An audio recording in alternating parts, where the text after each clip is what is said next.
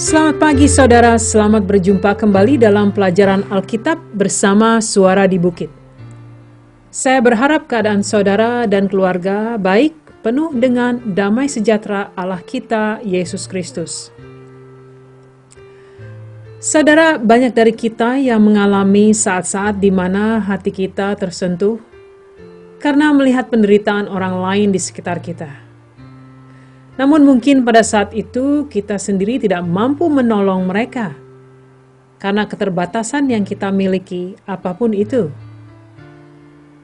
Maka yang terbaik yang selalu dapat kita lakukan adalah berdoa dengan tulus dan berharap agar akan ada jalan Tuhan untuk mereka. Saya ingat pada suatu saat saya benar-benar butuh pertolongan dan saat itu teman-teman atau orang-orang terdekat tak dapat menolong saya. Saya berdoa dan segala puji baginya saudara. Tuhan membuka jalan untuk menyelesaikan masalah yang saya hadapi dengan cara yang tidak pernah saya bayangkan. Saudara, kita harus terus berdoa, bukan hanya pada saat-saat yang sulit, namun juga pada saat-saat yang indah. Dalam artian berdoa setiap saat. Tuhan Allah selalu bersama kita dalam keadaan apapun.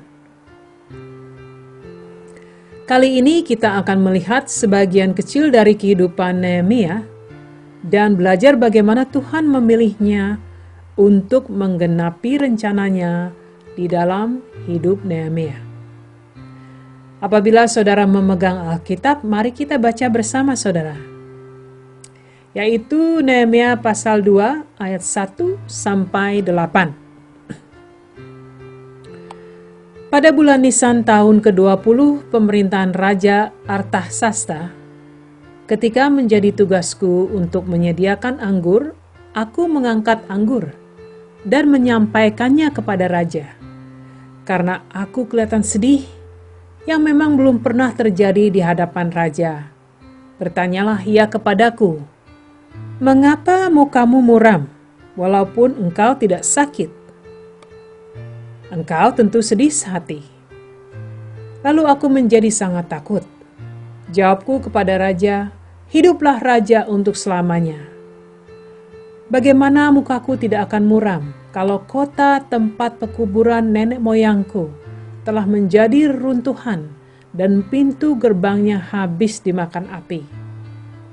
Lalu kata raja kepadaku, "Jadi apa yang kau inginkan?" Maka aku berdoa kepada Allah semesta langit. Kemudian jawabku kepada raja, "Jika raja menganggap baik dan berkenan kepada hambamu ini, utuslah aku ke Yehuda, ke kota pekuburan nenek moyangku, supaya aku membangunnya kembali." Lalu bertanyalah raja kepadaku, sedang permaisuri duduk di sampingnya, "Berapa lama engkau dalam perjalanan, dan bilakah engkau kembali?" Dan raja berkenan mengutus aku. Sesudah aku menyebut suatu jangka waktu kepadanya, berkatalah aku kepada raja, "Jika raja menganggap baik, berikanlah aku surat-surat bagi bupati-bupati di daerah seberang sungai Efrat, supaya mereka memperbolehkan aku lalu sampai aku tiba di Yehuda. Pula sepucuk surat bagi Asap, pengawas taman raja, supaya dia memberikan aku kayu untuk memasang balok-balok pada pintu-pintu gerbang di benteng, bait suci, untuk tembok kota dan untuk rumah yang akan kudiami." Dan raja mengabulkan permintaanku itu, karena tangan Allahku yang murah melindungi aku. Saudara, Nehemia hidup pada zaman kerajaan Raja Persia Artasasta I yang bertahta sekitar 464 sampai 423 tahun sebelum Masehi. Dia orang Yahudi yang lahir di Babel. Dia memegang posisi yang tinggi dan dipercayai oleh raja. Dia seorang yang sangat mengasihi Tuhan dan bangsanya. Peristiwa ini terjadi di akhir 440 tahun sebelum Masehi. pada saat penawanan orang-orang Yahudi, kepemimpinan dunia berpindah dari Babel ke Persia. Tuhan menggunakan Nehemia untuk membangun tembok di Yerusalem yang telah dihancurkan oleh Babel. Dia juga memilih Nehemia sebagai pengawas anggur raja yang dipercayai menjadi seorang gubernur di Yehuda untuk membangun tembok di Yerusalem.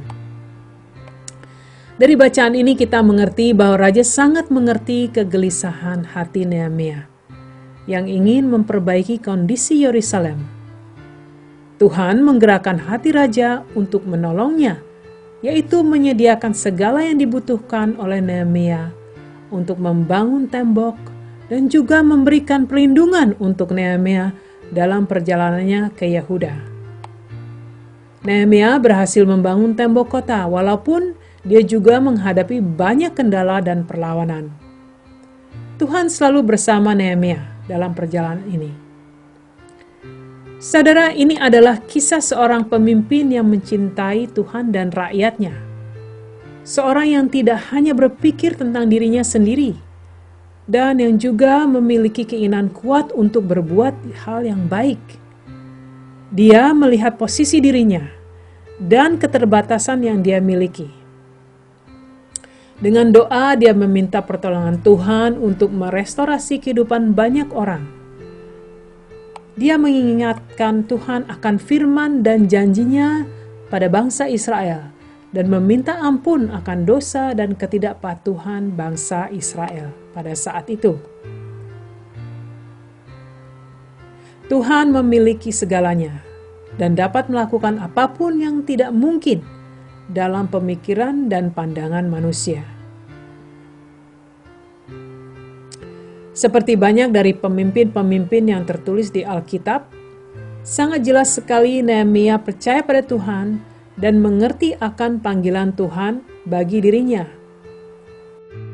Dia bekerja keras dengan tekun, mengatur strategi secara baik dan hati-hati, mendelegasikan semua tugas-tugasnya kepada orang-orang yang dia percayai, dan yang paling penting, terus bergantung pada pimpinan dan kuasa Tuhan dalam doa-doanya, dan memberikan segala keputusan dan semua urusannya kepada Tuhan.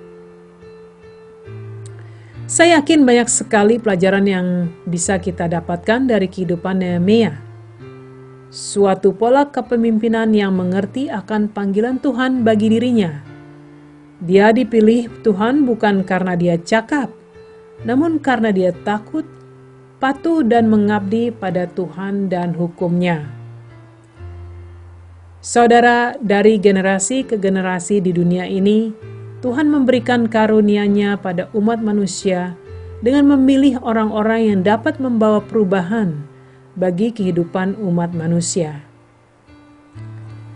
Dia menunjukkan kasih-Nya di dunia yang penuh dengan masalah dan kesulitan.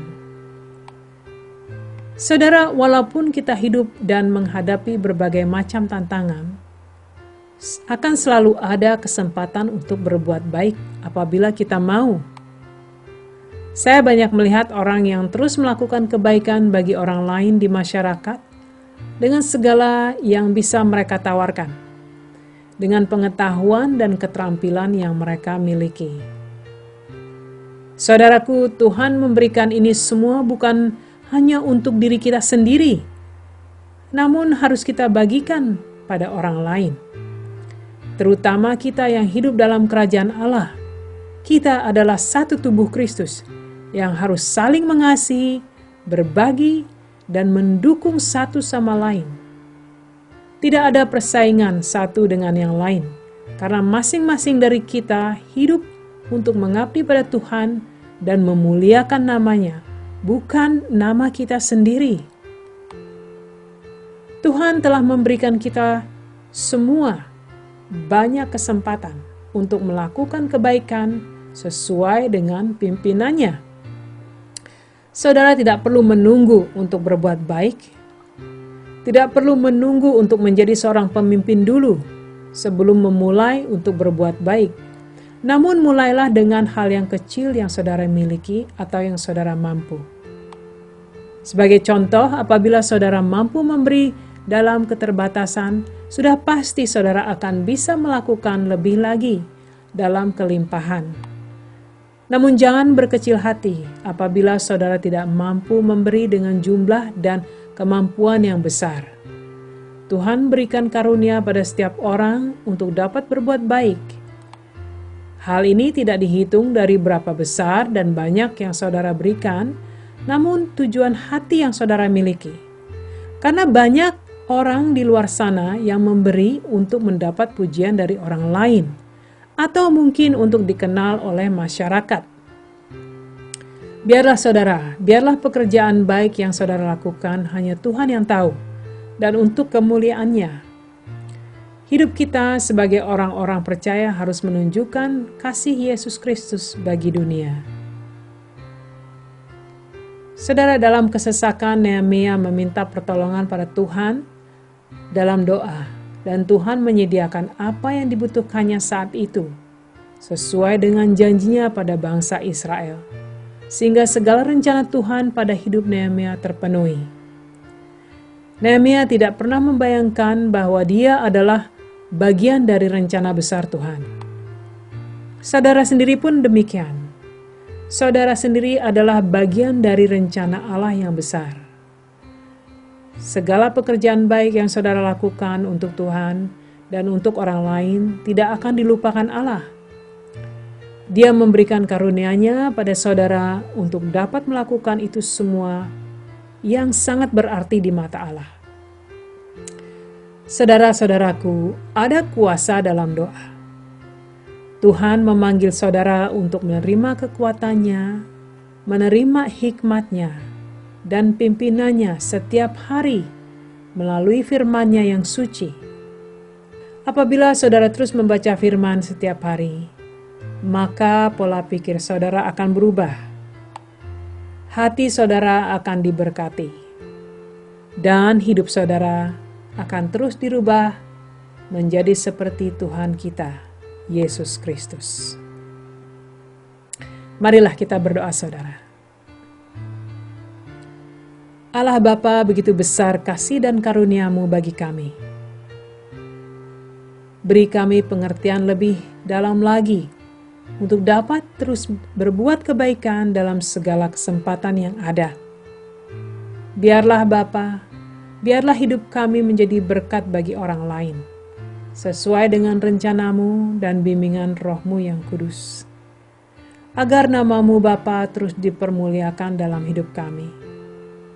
Di dalam nama Yesus Kristus, Raja dan Tuhan yang kami cintai, kami berdoa. Amin. Amin saudara, Tuhan berkati, sampai berjumpa kembali minggu depan.